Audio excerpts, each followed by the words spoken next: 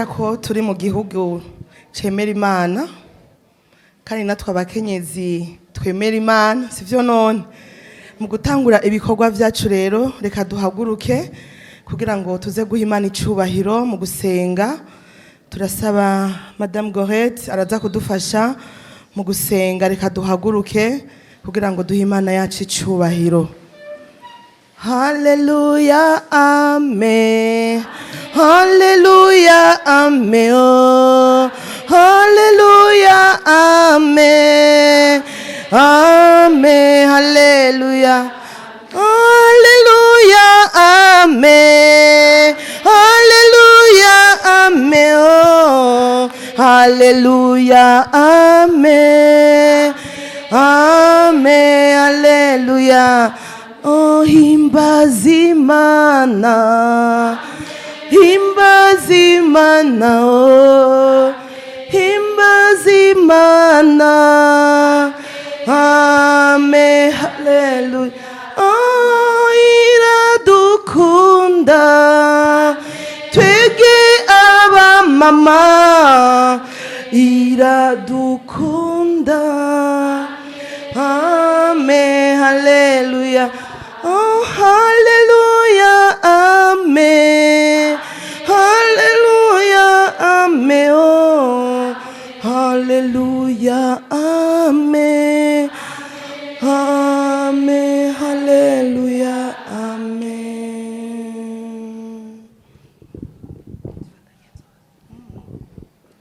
Dusenga Imana, datuhoraho, datamushobora vyose. Waravuze uti mwese abantu mwitirirwa izina ryanje, uti nimwicisha bugufi mu gusenga murondera mu nyonga hanje, nzobumva ndi mwijuru mpeze ndabaharira ivyaha vyanyu. Datuhoraho, turaciye bugufi imbere y'inyonga zawe, turazi yuko turabanyavyaha, turazi yuko ingingo z'imibiri waduhaye zigenda ziradutandukanya nawe, turazi yuko ku mwanya tutabura ibidutsitaza bigatuma tutavuga rumwe nawe. None mwami turakwinginze umwe wese ari ngaha umuharire kugira ngo ibi bintu ibi bikorwa tugira tubitangure mu izina ryawe, kuko watugiriye neza no mu kutwereka uno munsi no mu kudushikana kuri no saha, kuko iyo abatutari mu izina ryawe ntituba turi ngaha. Turagushimiye cyane rero ko waduhaye amagara utuha ubuzima. Ndasengeye umukenyezi wese yashitse hano kugira ngo aze kumviriza zino nyigisho. Ndabasabye kugira ngo baze gutega amatwi bafashijwe nawe, kugira ngo inyigisho tuza kuronka zizogire ico zizotumarira mu buzima bwacu. Ndasengeye uwo ari we wese ahava afata ijambo, umwigisha wese ahava twigisha, ndamushize mu biganza vyawe. Ivyo yateguye vyose ntihagire na kimwe asimba. Turazi yuko Satani atanezererwa n'ivyiza, turamutaramuje kugira ngo ntamuteze kwibagira. Ivyo yateguye vyose turabikeneye, dushaka yuko tubitahana atana kimwe gisigaye. Tukaba tubigusavye mu izina ryawe ryera, amen.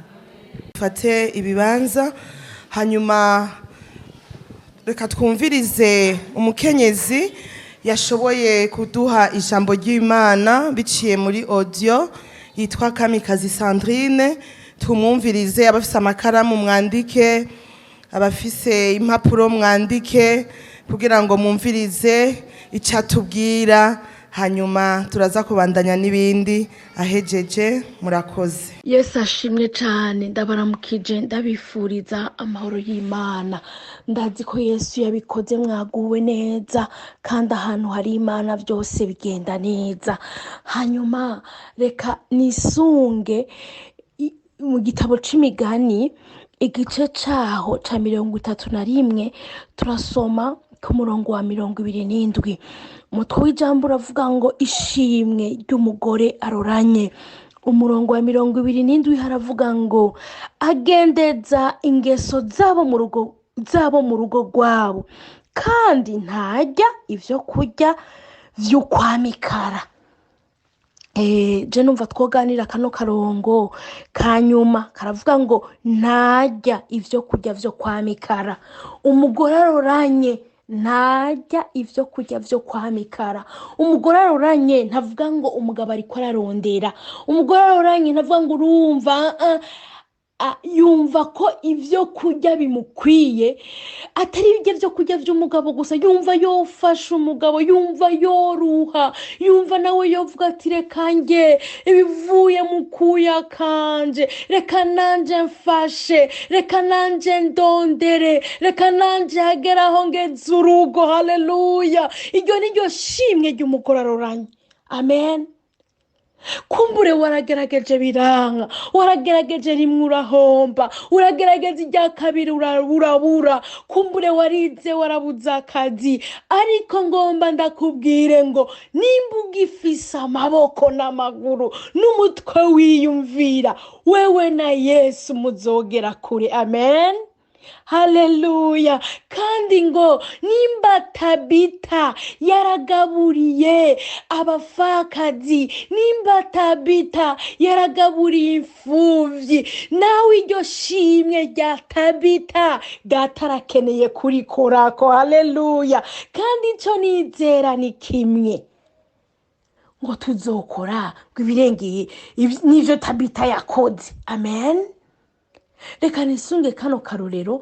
Habaye umukobwa yari umusportif, yakora ivyo kwiruka, rero igihe kimwe igihugu kiramwizera kimurungika mwihiganwa.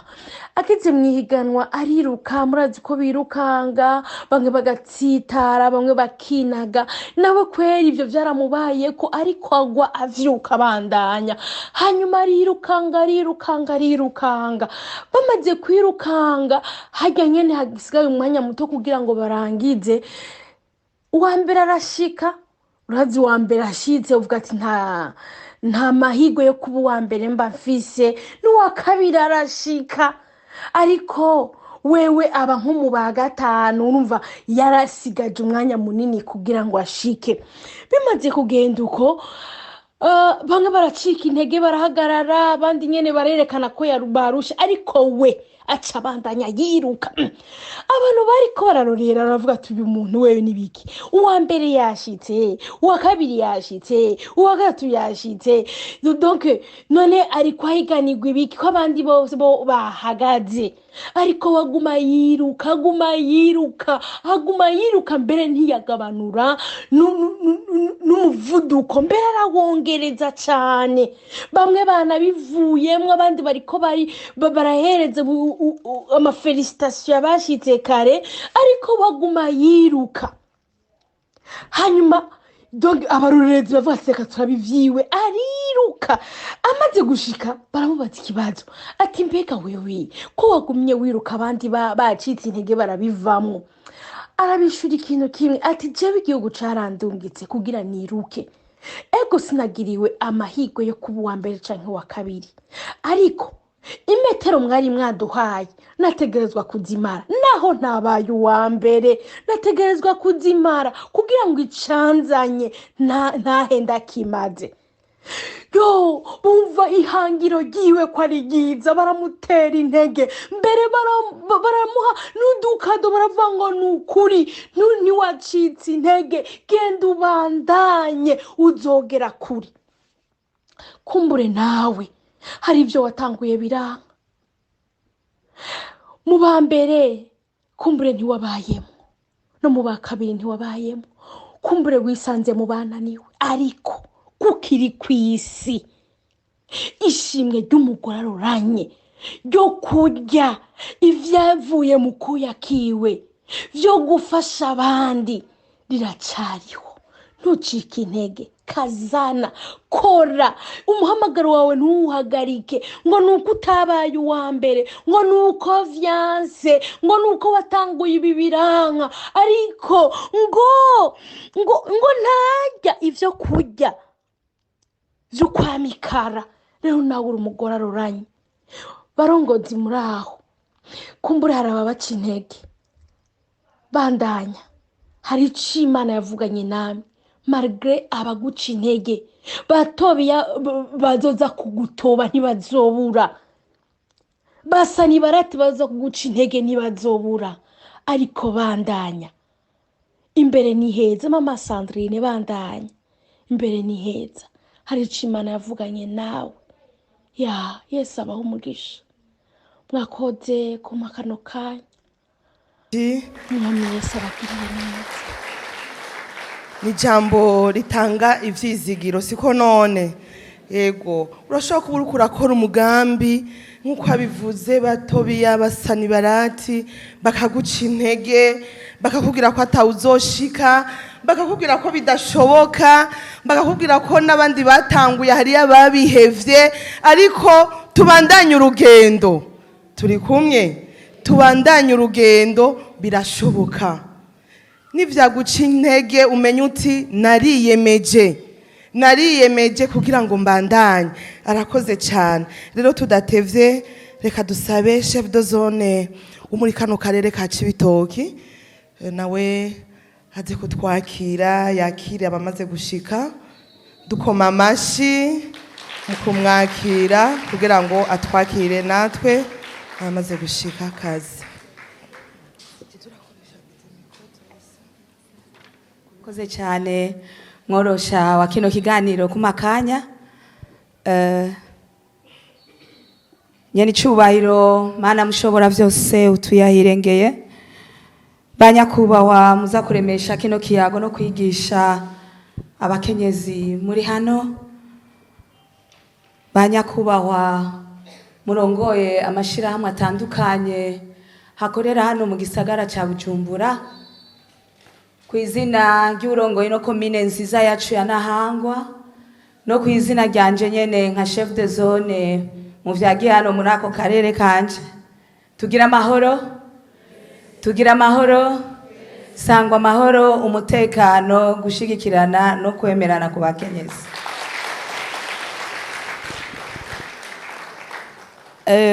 Banyakubahwa umumwe wese mu cyubahiro ciwe, ndi niteka nangere ryo kubakira hano muri no zone nziza ya Cibitoki.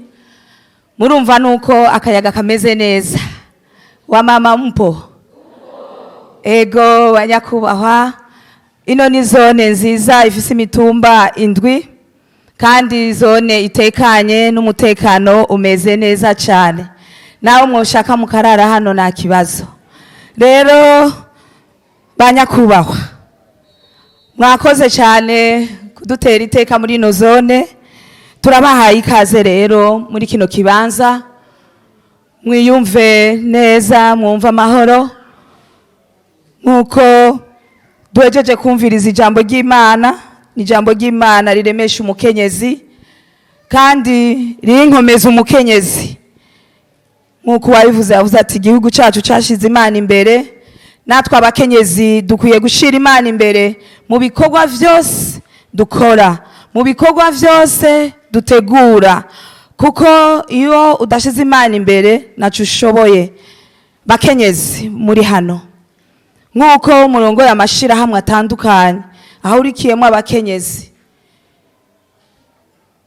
muze gutega amatwi bano bubahwa baza kubigisha inyigisho zitandukanye zituma umukenyezi atera imbere, zituma umukenyezi areka gusamazwa n'ibihuha canke n'ibihita, zituma umukenyezi atera intambwe nawe akabona yuko ashoboye kandi afise ijambo mu rugo no mu gihugu. Banyakubahwa umumwe wese mu cyubahiro ciwe, sinovuga vyinshi, ariko mu kurangiza ndangije nshimira abateguye kino gikorwa. Muzokwamwe mwibuka abakenyezi ko bakwiye kwigishwa buri gihe, kuko abakenyezi benshi basubizwa inyuma n'abandi bakenyezi mu kutemerana. Wakora iki ukaza wumva ngo niwo gishobora, wakora iki he mama bakagushirako imizigo utaruzizananye. Ariko rero bakenyezi, havugwa umukenyezi ashoboye iyo batakuvuze naco ubushoboye kuko naco uhuzi, ariko ubizi cyangwa ushoboye umwe wese azokubonamo icirore. Kandi ngo igiti kiri kw'ivyamwa nico giterwa amabuye. Rero murakoze banyakubahwa muza gushikiriza kino kiganiro, umukama bahezagire cyane, mu Imana izoguma ibashoboza kuko bisaba uburyo, bigasaba kwicisha bugufi n'ubwenge bwinshi. Murakoze rero, Imana ibahezagire cyane. Mwongere ayandi mashi kuko arayakwiye nk'umukenyezi. Reka tumwongere amashi ari mu munezero nk'umukenyezi arongoye zone. Niteka sivyo none, niteka mukwiye kuza murishima kuko turashoboye sivyo none. N'umukuru w'igihugu yaravuze ati abakenyezi bazotumenyera kuvyo tukora kuko turashoboye. Nituze turikengera. Murakoze cyane. Reka rero tubandanye. Murashobora kuba mwaje ngaha mbega ngo turi mu biki, mbega twaje gukora ibiki, mbega baduhamagaye ngo twicare, mbega baduhamagaye mu biki. None sivyo, hari abariko baravyiyumvira. Reka rero duha umwanya uza kutubwira igituma turi ngaha, uza kutubwira mbega aha hantu haza gukorwa ibiki, mbega mwaje kubera iki.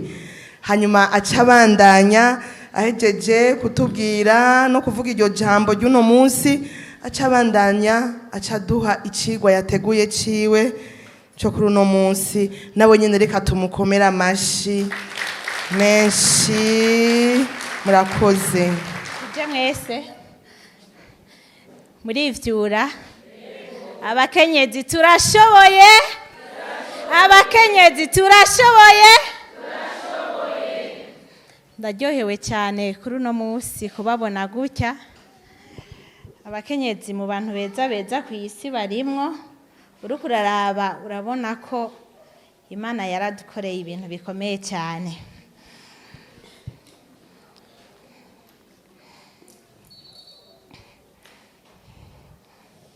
Banyakubahwa mwese muvyagiye ngaha, mutambukanye w'umuhuza w'abarundi, banyakubahwa bakozi bo muri leta, banyakubahwa chef de zone wa Cibitoki, banyakubahwa murongo y'amashirahamwe mpuzamakungu nayo ngaha mu gihugu cy'u Burundi, banyakubahwa murongoye amakoperative n'indi migwi mito mito ihurikiyemo abakenyezi, banyakubahwa mwaje muserukira amadini atandukanye, bamenyesha makuru namwe mujeje umutekano, bene gihugu mwese, batumire bahire mwaje kwitaba bino birori, turabaramukije amahoro y'Imana.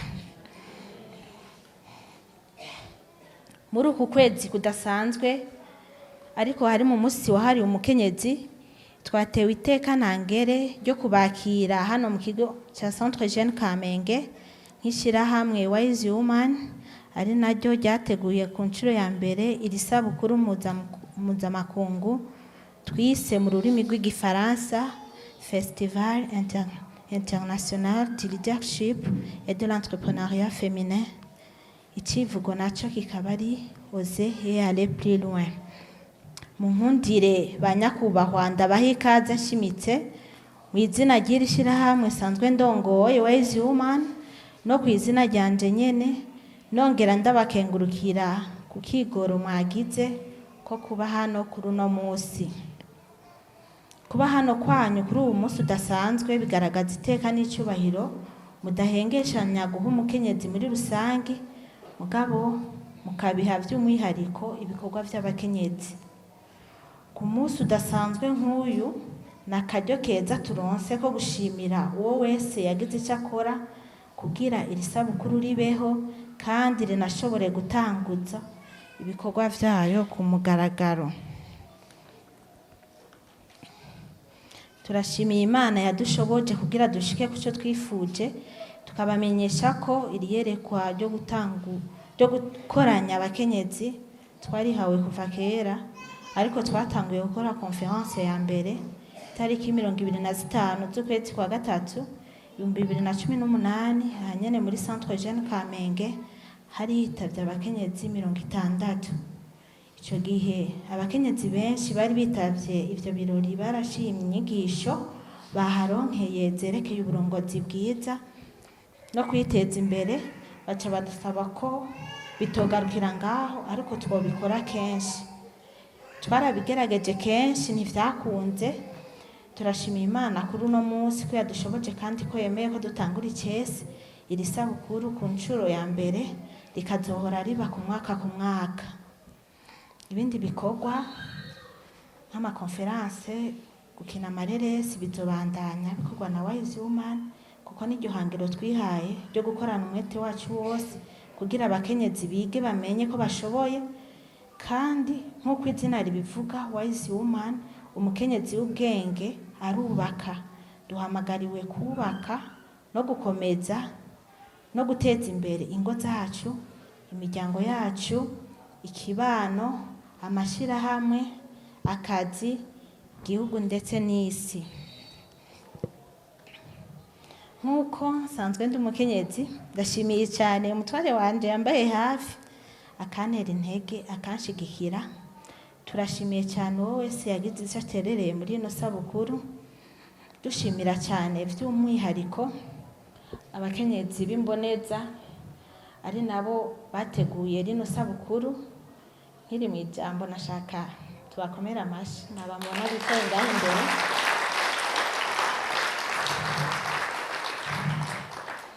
Turabashimiye cyane, baritanze cyane kugira babahe zino nyigisho zituma umuntu atera aja imbere mu burongozi no mu vy'ubutunzi.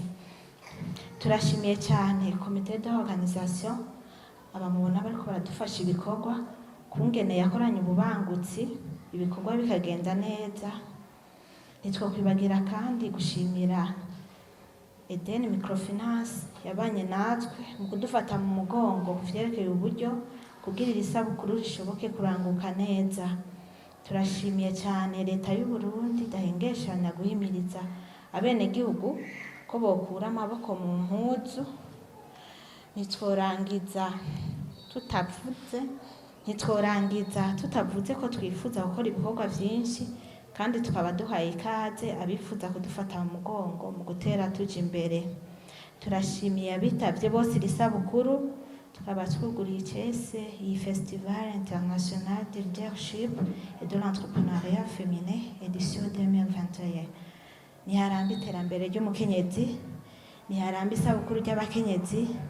Murakoze cyane, Imana ibahezagire. Reka dusabe protocole dufashe kugira dushobore kumenya abaje ngaha, tubakire. Ungira nitegemvye gatoya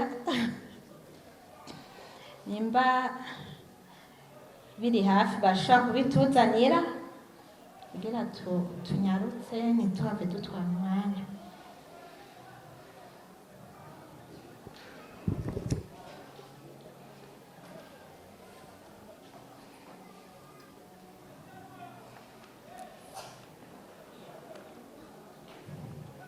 Liste y'abantu baba bitavye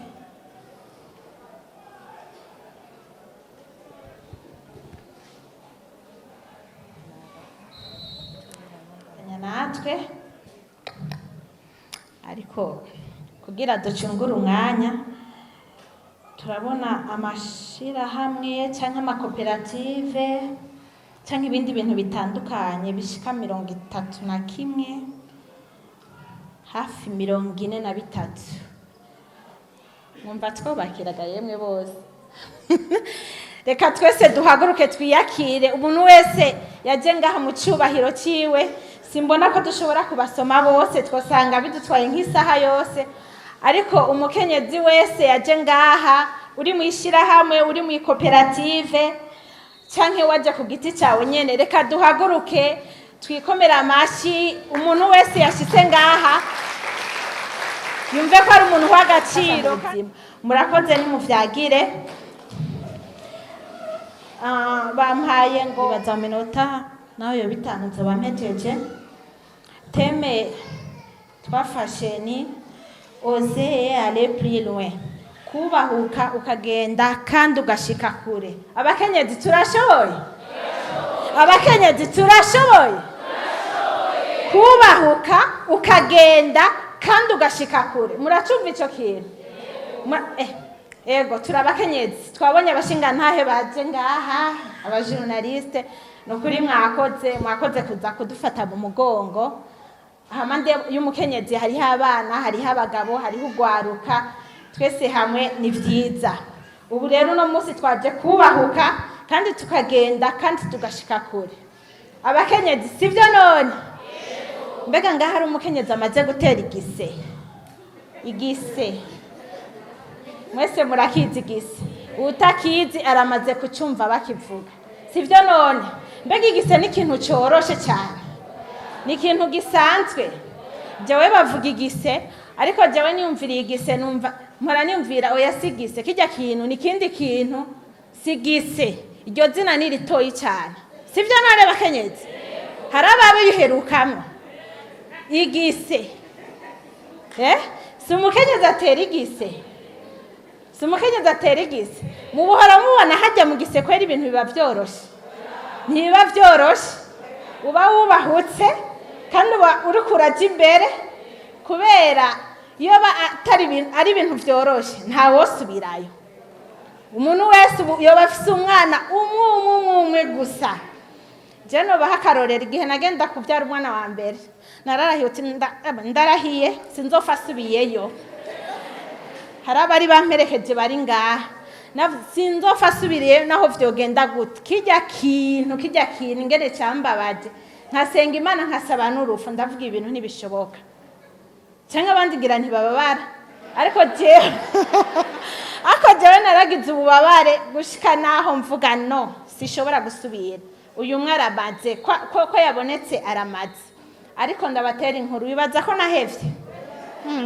Nta n'umwaka waheze. Kandi kabiri gatatu kane. None mumva ko atari kubahuka. Abakenyezi mumva ko atari kubahuka.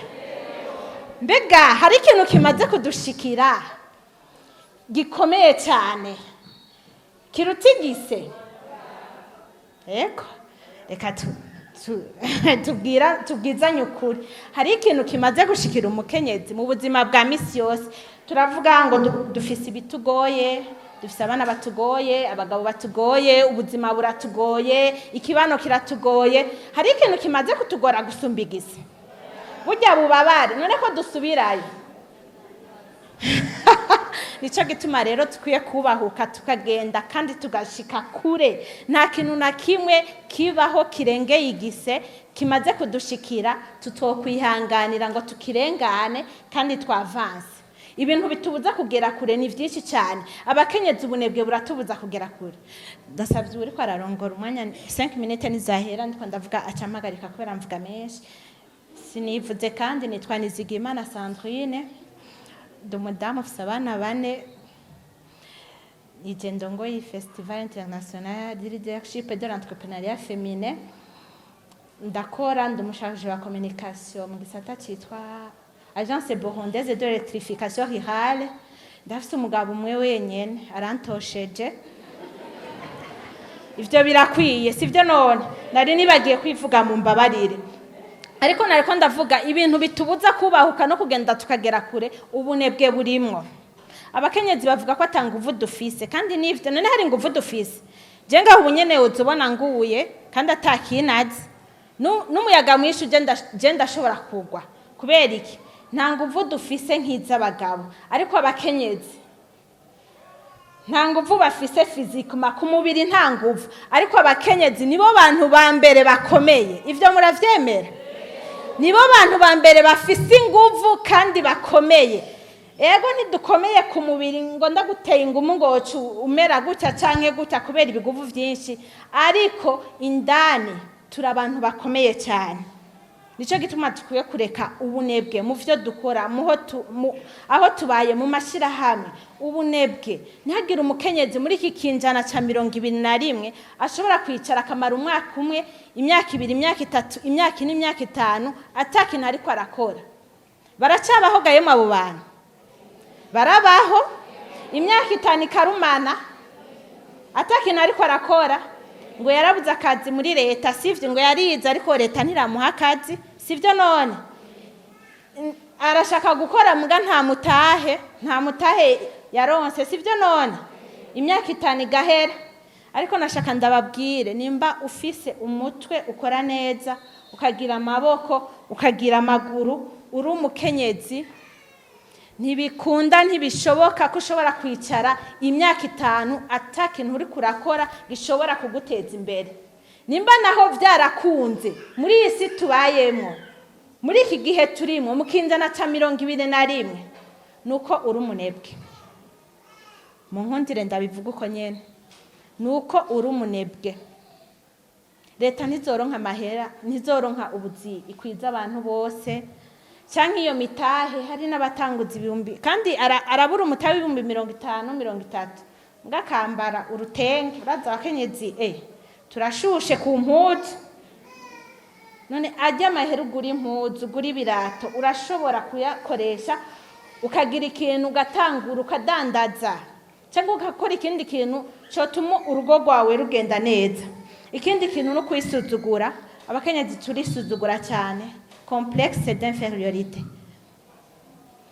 kubera vya bindi vya kera turabanyakigo ari abantu bo kuguma hari inyuma turisuzugura cyane nashaka ndabatera inkuru jewe ndandika kandi nkakina amasinema gihe natangura nari mutoyi cyane umunsi wa mbere nakina théâtre nari umungere hari kuri Noel muri église nari nkiri gatoyi ndi umungere turakina twicaye n'abandi gutya tuko turakina nyene abungere twariko tujya ibigori abandi barafata barajya ibigori jewe ndafata gatete kamwe ndagatamira karanka gushika mu kanwa karagwa ndiko ndajugumira numva ubwoba kubera abantu bari benshi muri iyo église ndajugumira mbona abandi bariko barafata ibigori bajya nanje agatete kamwe konyene byarase ko gashika mu kanwa kubera ubwoba koyo ndagowe bariko barambona ndagowe abandi mugabiri ko birakunda ariko jewe vyarase ndavuga ubwoba burimwe amashetani n'ukuri ubwoba burimwe amashetani kandi abakenyezi benshi twanka gutera imbere no gushika kure kubera ubwoba sivyo none ubwoba buratuma utava ahantu uri ngaha gushika ahantu uri mama ngo ndacari muto nzobikora aho guri muto nico cari gihe cyo gukora n'ingufu zawe zose ugatera uja imbere ukubaha ukiri muto kubera hazoza igihe uzosaza nta nguvu zo bugifise zo gukora nta nguvu zo bugifise zo kuronderera abana uruko uravuga ejo menya ko hari mu bunebwe kandi kuramo ubwo bwoba tangura abandi baravuga uti ngo ndashaje sivyo none ngo ndisazi ivyo bintu navyo nokora ivyo bintu navyo nokwiga ngo ndisazi imyaka si ikintu cyo tubuza gukora fise umugenzi yambwiye ngo mama wiwe agumavugana n'abagenzi banje bose ko baguma bapfa jewe ko ntapfa uruko uravuga ngo urashaje uri mugufa ariko Imana yo guhana ukazoga uriho bijya wase gukora ukazobona ko ari ingaruka mbi bikugiriye ariko nta myaka ihari yo gukora nta myaka ihari yo gutera uja imbere uri muto ukuze ufite imyaka 50 ufite imyaka 60 kora bijye nyene wumva wokora kora bijye nyene vy'ubuhizi wumva wokora nk'umukenyezi abakenyezi turashoboye gira meze gatoyi ikindi turatumwanya cyane harimo ndibaza abakozi ba leta umukozi wa leta akora amasaha 8 ku munsi mu mategeko umuntu ajyama amasaha 8 ku munsi umunsi ugizwe n'amasaha 28 ajya yandi masaha 8 abasigaye umva wajyamye 8 wakoze 8 ajya yandi masaha 8 abasigaye mbetu yakoze iki Shatuja muri za nkuru z'abakenyezi dutera inkuru z'impuzu z'ibirato sivyo none kandi twaguma twidoga ngo duhembwa make ngo leta nayo siko none siko twidoga muga uharuye ku munsi turafise andi masaha 8 dushobora gukora ibintu vyacu dushobora kwiteza imbere dushobora guteza imbere urugo rwacu dushobora guteza imbere aho tubaye cyangwa umuryango wacu nimba harimo abakozi ba leta ngahabo mbwira ajya andi masaha 8 abasigaye twego tuko turajya nayo gufungura turafungura amasaha 8 yose twikebuke rero turabe ibintu bituma tutariko twubahuka dutera tuja imbere hanyuma urashobora kuba udatera imbere bivuye ku bwoba. Icyo namaze kukivuga. Mbandanije hajya navuze ko naterura agatete bikanka nuko gashika mu kanwa kubera ubwoba, naguma njugumira cyane. Ariko mu nyuma naratawe ndavuga anti ubwoba si ubw'umuntu muzima, ubwoba si ubw'umuntu abona kure. Dutegerezwa gutsinda ubwoba. Ubu sigaye nkina amasinema yanje arerekana ku mateleviziyo y'igihugu ngaha mu Burundi, kandi no kuri YouTube ararabwa n'abantu bashika hari imaze gushikana 100. None mumva bwa bwoba nturifuse? Nta bwoba nkifise. Naramenye ikintu kiri muri jewe, ndavuga ubu bwoba sishobora kubiha ikibanza. No buha ikibanza gute? Naho buzonshikana. Kuguma njugumira ahantu hose njugumira ntaho bizonshikana. Cyo gituma navuze oya, ifoko ibintu bihinduka. Umuntu akubahuka akagenda kandi akagera kure. Nushobora kuyumvira ko jewe vyanka nuko gatete ndi imbere y'abantu ndakajya ntigashike no mu kanwa kaca gatibukira ngaha kubera kujugumira. Ariko ubu bwoba bwaraheze, ngira namwe murabibona ubwoba bwaraheze. Hari abakenyezi benshi cyane bagiye barakora ibintu bikomeye ngaha kwisi, kandi bari abakenyezi nkatwe, bari bafise abagabo nkatwe, baravyara vuga ndafise inda, hari ivyo ntokora, yego hari ivyo udakora ufise inda, muga hari n'ibindi ushobora gukora ufise inda. Hari abakenyezi benshi bagiye barakora ibintu bikomeye cyane, kandi bari abakenyezi nkatwe. Sivyo none, bari abakenyezi nk'umuntu yafonze essuie-glace ni kajya kantu ku muduga gahanagura. Yari umukenyezi w'umwirimizi wa hariya New York. Haguma haba amasanganya, imiduga isekana, abantu bapfa, ibintu ibarabara ridahita. Mugo uwo mukenyezi yitwa Mary Anderson. Uwo mukenyezi aravuga ibintu nibishoboka, aca afata amakawucu n'igiti, aca abashoferi atakira kugira amasanganya agabanuke ngaha, muzore mufata muhanaguza ku miduga ico gikawucu n'ico giti bigira gutya kugira umuduga uhanagurike. Uwo yari umukenyezi nkacu, kandi yarakoze ikintu gikomeye. Natwe rero turashobora gukora ikintu gikomeye.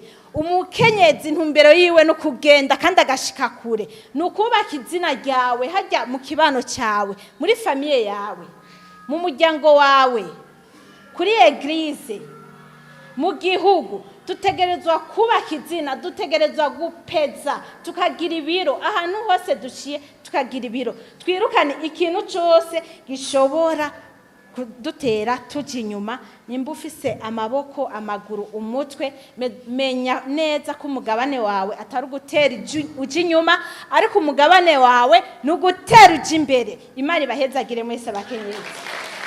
Ntacyo twokongerako, yabivuze vyose, siko none?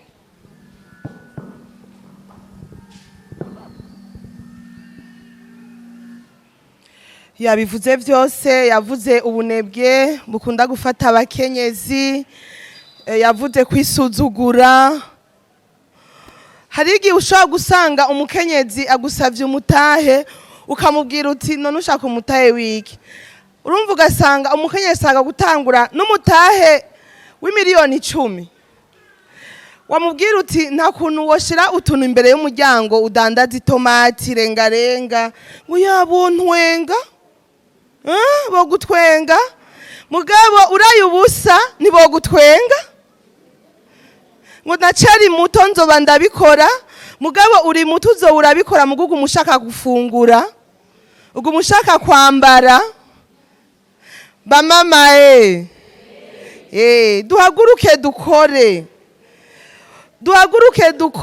ntidusuzugura akazi. Ngo jewe sinorima, ukaronka amahera ushobora gukotesha umurima, mugabo ntushobore kubahuka ngo uvuge uti reka nje kurimisha basi. Wamuri kuragura ibiharage, wamuri kuragura ibigori. Jefise umugabo akunda ibigori cyane, mugabo naciye mvuganire reka nze ndabirima, noza ndabigura iminsi yose. Oya ntibikunda, camfata umugambi. Ubu rero nanje nukurima, vyeze mbanza gushira mu nzu nkamuha nti fungura bya bigori ubu sinabiguze nivyo nimbuye. Murakoze cyane. Twashaka tubabwire yuko haza kuba n'umwanya w'ibibazo. Haraza kuba umwanya w'ibibazo, muze murandika, umuntu ariko aravuga mukumva ko hari akabazo mwobaza, muraza kuronka umwanya w'ibibazo. Reka rero uno mwanya dusabe Fidelite Ngenzi nawe nyene aze atange icigwa ciwe. Kazi. Ndabaramukije mwese, amahoro y'Imana. Nkuko ahejeje kubivuga, nitwa Ngenzi Fidelite. Magaze ngaha wikorera utwiwe, novuga umu entrepreneur mu gifaransa, nkaba serukira ishirahamwe ndimwo mu bayobozi baryo n'abarishinze Nzi Solutions Company. Nishirahamwe dusanzwe dukora ibintu byinshi bitandukanye, dufite ibisata byinshi bitandukanye bijanye gukora marketing bigezweho vya relation publique, tukaba dufite n'igisata gikora ibijanye no gushona. Diteka ridasanzwe rero kuri jewe kubona bashoboye kumpa buno butumire kugira ngo dushobora kuvugana nk'abakenyezi muri uku kwezi k'iwacu baduhariye kugira turabe ingene twoshobora kwiteza imbere. Rero ikicigwa ngira ntange gifise novuga amapoint 5. Ya mbere turaza kuraba igituma umuntu ni kubera iki tuba dushaka kwiteza imbere, twobigenza gute, ni izihe manuro, hama tuce dushobora kuraba bimwe bimwe bishobora kudufasha kugira ngo dushobore kudandaza. Nibaza yuko ijambo kwiteza imbere twese turizi, sinza kuri tebako kugira dushobore gucungura umwanya. Reka tuvuge kuvyerekeye igituma umuntu abashaka yuko yiyungunganya yiteza imbere mu byo bari karakora. Ubwa mbere na mbere turabizi yuko umuntu arinze afata intumbero ati burya jewe ngira ndabe ingene nshobora kwiyungunganya, nuko hari ikintu ukunda kiba kiri muri wewe. Sinzi ko bimaze kubashikira ugasanga bamwe muri mwebwe bakoreye abandi ugasanga ako kazi uri kurakora ntugakunze ingene wiyumva. Buraca mu gitondo kumva umenga uguma wiryamiye, ugiye naho muri ako kazi si ubona ngo harageze kutaha. Kuvyukuri usanga uri kurabaho ubuzima butameze neza.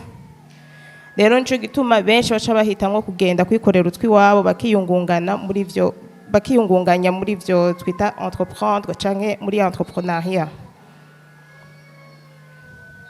Rero abamaze kugira ishirahamwe ryabo murabizi, Madame Sandrine yabivuze ati turabakenyezi hari ivyo tumaze gukora bigoye cyane gutera igise. Rero uyu umaze kugira ishirahamwe ry'iwawe nivyo n'ibintu biba bigoye, ariko nyashirahamwe iyo rimaze kubaho uribona nk'umwana wiwawe kuko riba ryakugoye kugira ushobore kurironka. Ni nk'umwana wiwawe, uragerageza rero ukarondera ingene ribaho rigakura.